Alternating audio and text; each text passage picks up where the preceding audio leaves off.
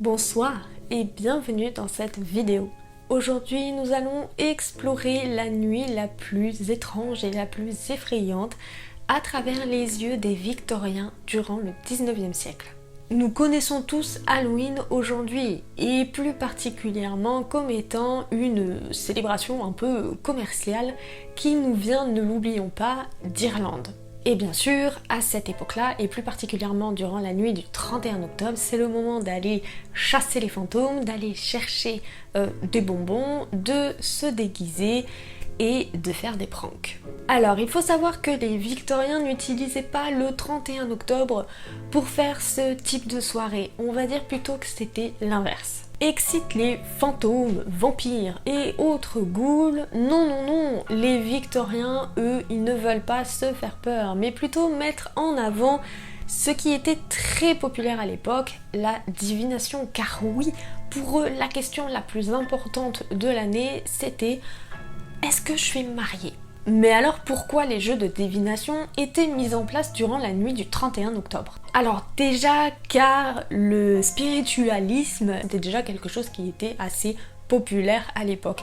Et surtout parce que il y a une sorte de légende entre guillemets, c'est que durant la nuit du 31 octobre au 1er novembre, le voile entre les vivants et les morts est le plus mince. Donc oui, bien sûr, les esprits, la seule question à laquelle ils ont envie de répondre, c'est de savoir si l'autre pouffe de 35 ans, elle va se marier. Oui, on est d'accord. Et dans une époque où la sobriété était de mise, eh bien Halloween, théoriquement, devait suivre cette lancée. Cependant, comme le décrit l'auteur Hugh Miller, la soirée d'Halloween était considérée comme, je cite, une multitude de jeux sauvages et malicieux qui n'étaient tolérés à aucune autre saison.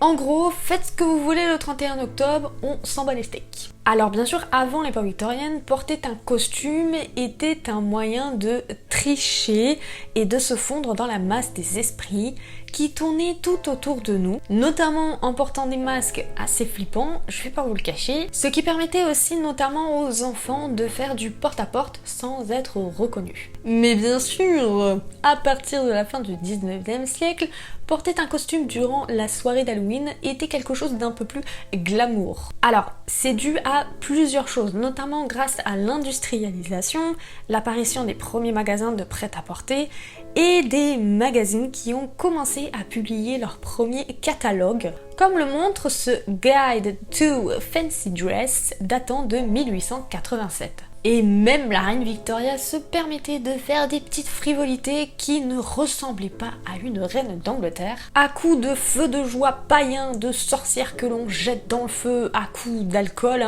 et bien sûr une foule hors de contrôle. Le 6 novembre 1874, le Staffordshire Sentinel écrit sur cette soirée épique. Sa Majesté et la princesse Béatrice, portant chacune une grande torche, sortirent dans un phaéton ouvert. Un cortège formé de fermiers et de domestiques des domaines les suivait. Tous portaient des hautes torches allumées.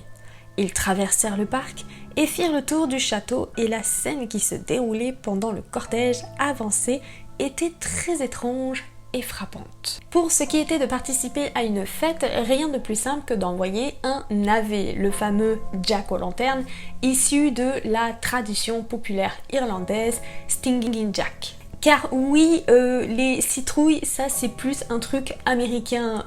En Europe, on en trouvait vraiment très peu durant le 19e siècle. Donc en gros, on envoyait ce navet avec un petit verset, avec un petit mot, devant le porche ou la porte d'entrée de la personne que l'on souhaitait inviter. Et dans ce petit mot, on avait des versets un petit peu du style « Venez pour l'heure des sorcières et laissez les fées lire votre destin ».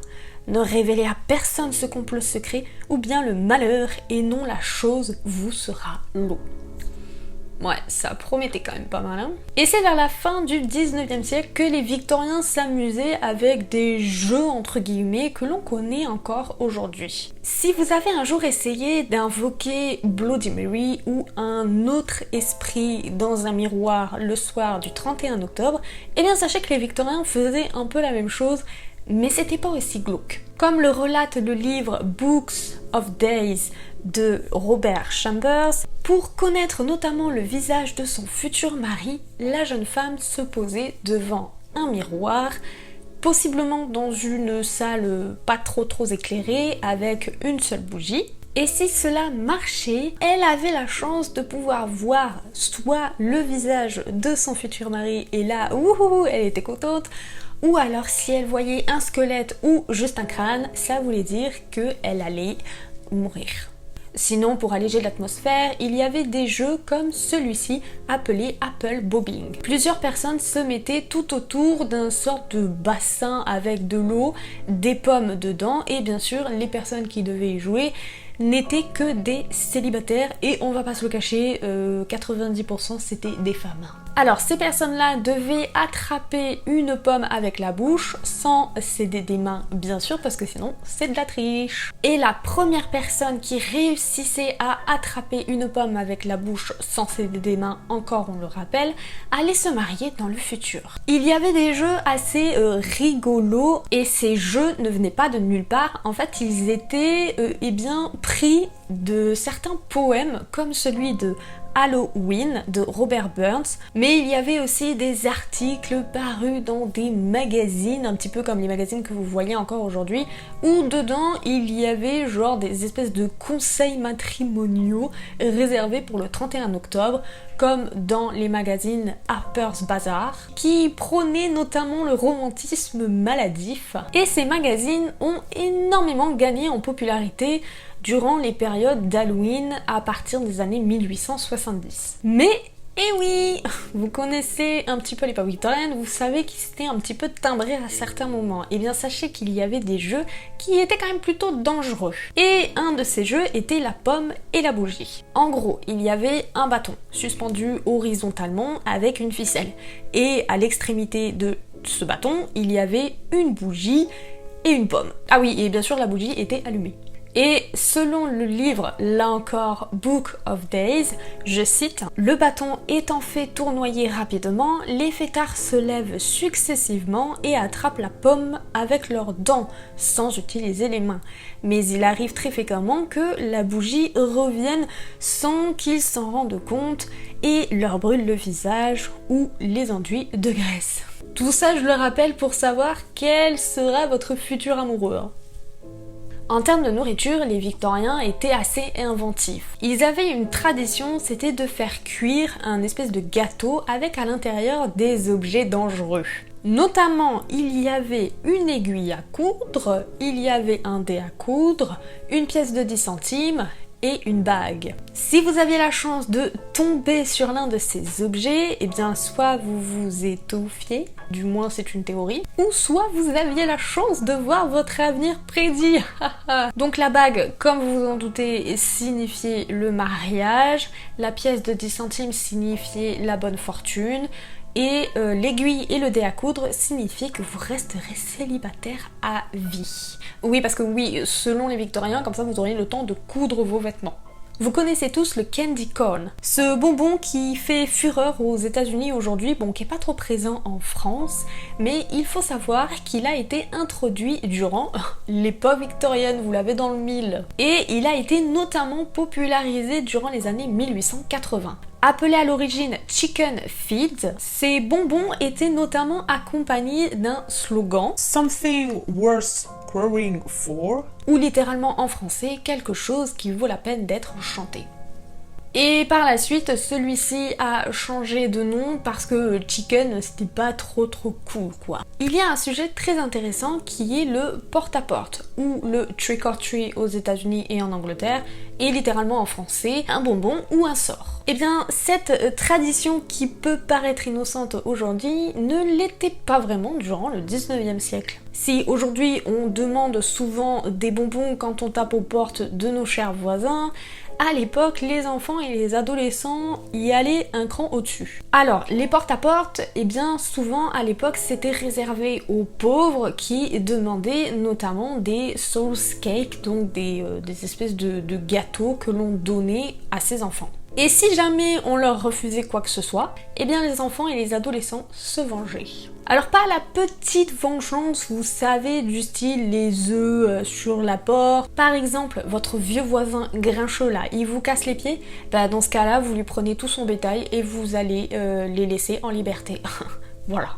On pouvait aussi empiler des pierres devant votre porte pour que vous puissiez vous exploser la tronche. Il y avait aussi le délire de mettre une corde aussi dans la rue pour que les passants puissent là encore se péter la tronche. Bref, plein de petites choses de ce style.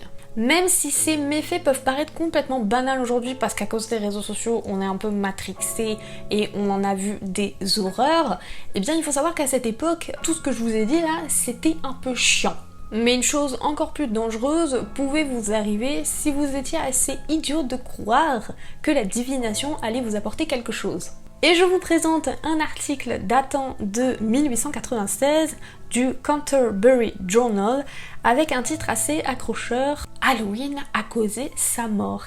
Eh bien laissez-moi vous lire un peu tout ça. Les médecins de Sharon, en Pennsylvanie, ont été saisis d'un cas très particulier.